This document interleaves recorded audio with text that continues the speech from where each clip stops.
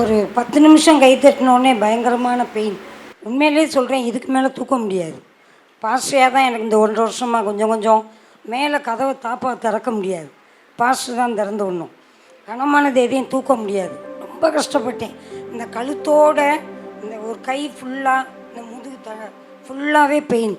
இந்த 1.5 வருஷமாக அருமையான பிரதர் அவங்க வந்து ஒரு உண்மையிலே ஒரு வெளிப்பாடாக எலும்பிலே உள்ள பலவீனங்கள், எலும்பில் உள்ள அந்த நோய்களை கர்த்தர் இன்றைய தினத்தில் விடுதலையை கொடுக்குறாருன்னு சொன்னார். அதுக்கடுத்து தசைகளில் உள்ள எல்லா வழிகளையும் நீக்கிறாங்க. பிரதரோட அந்த தீர்க்கதரிசன வார்த்தையினால அதை ஜெபிக்க பொழுது கர்த்தர் எனக்கு பரிபூர்ண விடுதலையை கொடுத்தார்.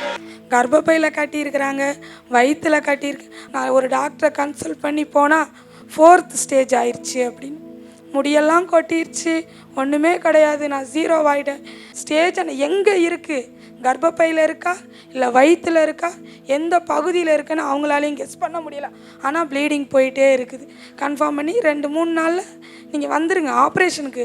டைரெக்டாக என்ன பண்ணிடுங்க, பேமெண்ட் கட்ட சொல்லிட்டாங்க. இத்தனை லட்சம் ஆகும், கவுண்டரில் கட்டிட்டு வீட்டுக்கு போங்கன்னு சொல்லிட்டாங்க.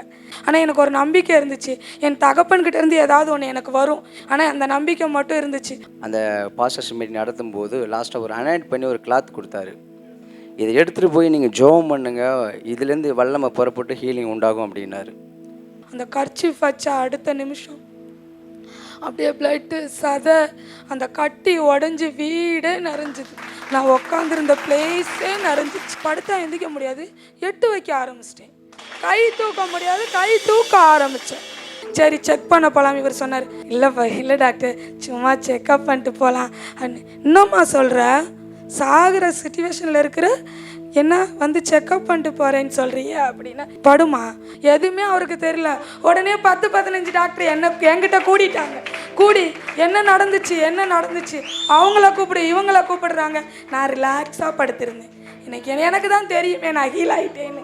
நான் ரிலாக்ஸாக 2 கையையும் உயர்த்தி என்ன வார்த்தை சொன்னார் தெரியுமா, நீ கும்பிடுற கடவுள் நல்ல கடவுள், கடவுள் நல்ல கடவுள்.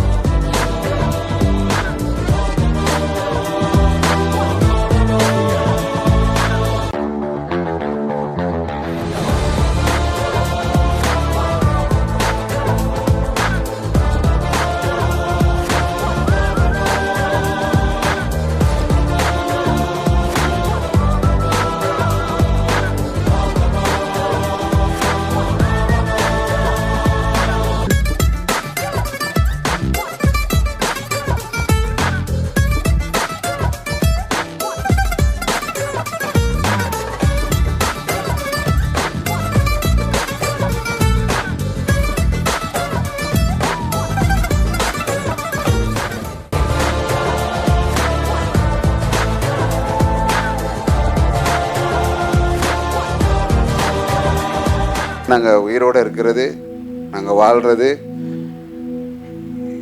நான் வந்து இங்கே இருக்கிறவங்கள்ட்டையும் சரி, நான் பார்க்குற பாஸ்டர்ஸும் சரி, நீங்கள் வாழணும்னா நீங்கள் இந்த ஒரு சத்தியத்தை கேட்கணும்.